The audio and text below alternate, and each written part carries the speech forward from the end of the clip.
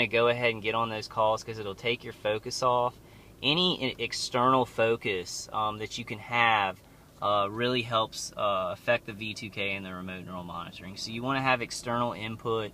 The calls really do wonders for me because I'm learning information as well as drowning out, refocusing my mind on external input. My organizers really trying get me to not get on those calls. They kind of try and give me a little bit of trouble. They kind of know that I'll keep doing it, that I'll keep just trying. So it's kind of just an annoyance tactic. I don't think they're really going to think that they can keep me from getting on those calls. Another example, they do monitor the conference calls too. They're surveilling me, so they hear what's going on in the conference calls. And it's another example of kind of the little annoying stuff they do during this targeting to make us look crazy, so people won't listen about the big stuff, like the microwave hearing, directed energy hitting our body, and then the remote neural monitoring. Last night on the conference call, there was a conference call last night, and somebody was talking about they would get calls from a number, and it would just list out numbers. It would be like Foxtrot Tango 14965, just a line of numbers.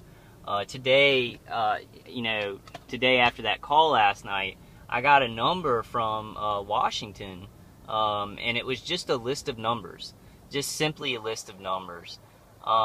Neil had said something about be careful about these because it could be some subliminal tactic. I myself do think that it is just it's just a psych out. I think it's just a list of numbers and it doesn't do anything. They do play subliminals and triggers in our mind though with the remote neural monitoring, with like infrasound and things like that. So I'm not sure. There may be something to it, but there's a sheriff right there. But it was just a list of numbers, like a long list of numbers, and it didn't make me feel any different or anything like that. So I'm pretty sure that it was just a psych out. But it was interesting how somebody had spoken about that on the conference call, and that happened to me. This number called from a 202 area code, Washington, today, and just a list of numbers came out. It's on this phone that I do videos from, so I will try and I think I'll get my camera and practice doing a little short video just showing y'all that, because it's just another layer of evidence. As target individuals, we really have to do that. You just got to keep on piling up little layers of evidence and just speak about it intelligently and clearly and just keep doing it. This is really important. And I do want to speak to anybody who came to this because you're interested in Snowden. Please look at his interview about remote neural monitoring and how they can actually view the visual cortex, words that people are writing in an email, and they can see them correct. I think even Snowden kind of pulled back on some of that. I think he was very, very scared about talking about a lot of that. He wanted to get the initial information about the cell phone surveillance out. That was very important to him, and a lot of the general surveillance. But he talks about this stuff. So if you're interested about Snowden and you did go see the movie, please research targeted individuals. The surveillance in the United States, and kind of what's happened to it with the DoD and the CIA and a bunch of third-party contractors and private corporations doing experimentations on citizens has gotten so out of control that they're actually murdering citizens now. And there's a one light call right there. Some days, and I have felt like this lately, and I think it's a little bit of the remote neural monitoring plus the torture. I'm like, man, and I'm saying this, and y'all know that I'll never, ever commit suicide. Never, ever. There's a one light call right there. I'll never, ever commit suicide, so I want to go ahead and say that. But there are some days that I'm like, this is a living death. I feel so bad. My head feels so bad. Certain microwave images are like, they'll make my thoughts speed up. They can make my thoughts speed up. They can make me depressed. They can totally block out my visual cortex sometimes. So they do a lot of stuff with this remote neural monitoring that is hell on earth. It is hell on earth, and it's torture along with surveilling like everything you do, and you know, stuff in your visual cortex, and by vibrations in your throat and your jaw, phrasing that you're thinking in your brain. So with a lot of infrasound and electromagnetic frequencies, they have found, you know, ways to surveil a lot of people and destroy their lives. You know, in the why of this, you know, I was thinking about this morning, guys, TIs and non-TIs. I was like, you know, thinking, you know, because we ask a lot, why are these people doing this? You know, a more important question to me this morning as I sat there and I was like, I just went back to sleep. So I didn't even feel like getting up. You know, these people were messing with me so bad, and hurting me. And you know, I just wanted to go, I was just like, I'd just rather be unconscious, you know, through this. My question isn't why, it's how.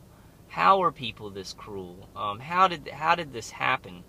You know, and there's a line on Snowden, you know, where the guy talks about it. One of the guys who works with him, when he goes to work in Hawaii, you know, and they're basically contractors for the NSA, you know, doing stuff with surveillance programs and hacking programs and stuff like that.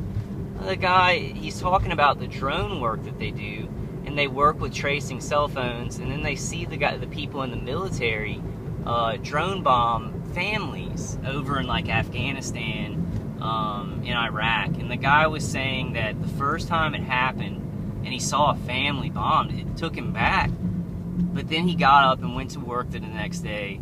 He got up and went to work the next day, and you know, it was routine. It started to become routine, and they're drone bombing families, you know, over there.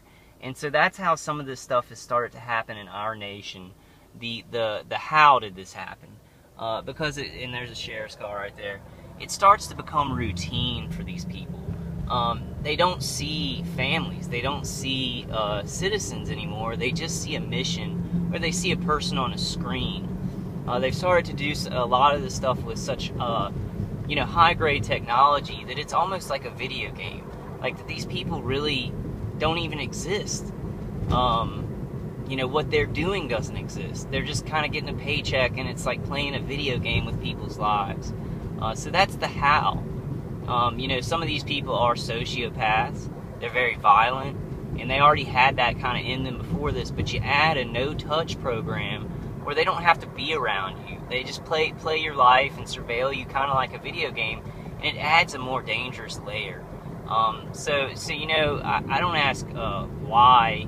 And I guess that's semantics. The why is kind of similar to how, but I'm like, how did this happen? How are there people like this? We've got to start asking ourselves these questions. You know, good Americans, good people all around the world who are being targeted. We got to start asking ourselves, how do we get here? How can we get out of it? You know, just as regular citizens or targeted individuals or whistleblowers in you know, agencies who want to speak the truth, you know, how do we speak the truth to power? How do we do it in the right way? And how do we get other people, you know, speaking up and rising up with us? We've got to start asking how we got to this place and how we can get out of it. You know, because these are people in a lot of power who are you know, passing out this equipment. You know, the guy doing it to me, he's not that powerful a person. He's ex-army. You know, he's just a regular guy doing this to me, pretty much. But the system that has embedded this in the system, and it's tricked us all. I mean, the kind of comments and, you know, my family not believing this is going on, they've tricked us. And they're doing this to people and hiding it. So we gotta start asking about like our perceptions. How do we miss certain stuff like this? This is not a conspiracy theory. And you know, I am speaking to non-target individuals. Target individuals, you know how this works. Like you know how crappy it is for this stuff to happen to you and not to be believed. But I do kind of want to, since I am doing the video, and I am gonna you know, title it Snowden Target Individuals. I do want to speak to more non-TIs, not more than TIs, but I know that probably they'll pass through here and watch this video. So it's kind of important. This is not conspiracy theory. This is not somebody who wants, fame or to be recognized or wants some kind of attention or adventure in their life. It is really, I cried, like I told y'all, I cried at the end of the movie because Snowden, himself, I see him as a hero. I see that he was a dutiful soldier. He wanted to do good for his country. Like he doesn't want to put anybody in danger in the United States. But this stuff has gotten so out of control that it is our duty. It is our duty to be civilly disobedient, to not go along with these things, because we won't have an America anymore. So it is my duty. I feel like as an American, it is my duty to talk about, me being microwaved and murdered. It really inspired me. And there's a one light, white SUV. You just see it. Just look at it, and it's right in your face in this video. That's the DHS Fusion Centers. They're patrolling me as a person of interest, but in the greater scheme of things, what that really is supposed to do is it's supposed to hide this directed energy weapon program. It's supposed to make me look crazy. Like I think that I'm paranoid, and I think people are harassing me out here. It's supposed to defame me so they don't listen to the part about the microwave weapons, about remote neural monitoring. It's supposed to do a lot of other things, and I think that's what we also have to look at. TIs and non-TIs. We've got to realize that these people are doing a lot, and there's a Dugas exterminator. They love to do the exterminators to tell me I'm being exterminated. I think that is so cruel and just evil. That's part of the PSYOPs portion of it.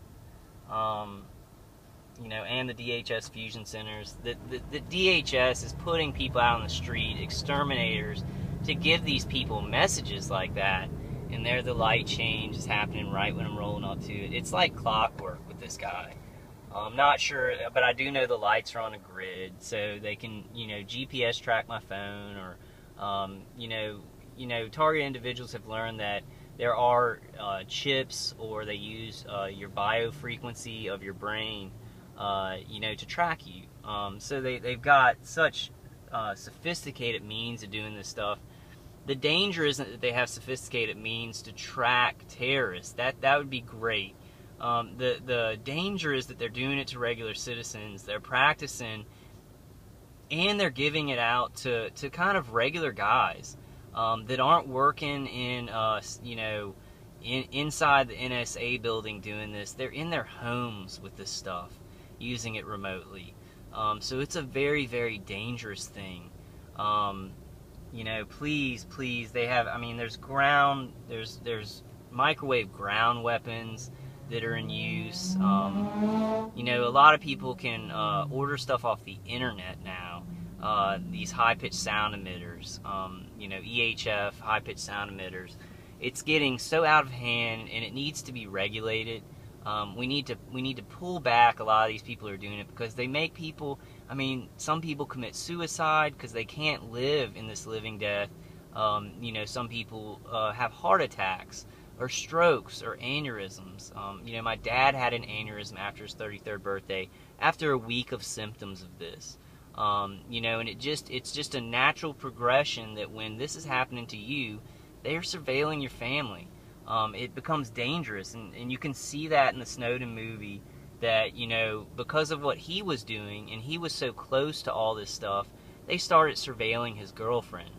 Because he knew so much that they started surveilling her, kind of as a threat to him, as a, hey, you better not talk about this stuff, because, we're watching her too. So it's gotten way out of hand, guys. So if you're a TI or a non-TI, go see that movie. It gives you a lot of information on how it's really gotten out of hand. I hope it, I know it will increase a lot of awareness, and people are already starting to become exponentially aware about the targeting program. Here's an EMS worker I'll end it with. This is a person who is supposed to, save lives, and they're driving by me. My head and my spine feel, microwave fibromyalgia. I get a lot of EMS workers driving by me, so I want to kind of leave you with that, how bad it is. All right, guys, love y'all, and I'll see you on the next one.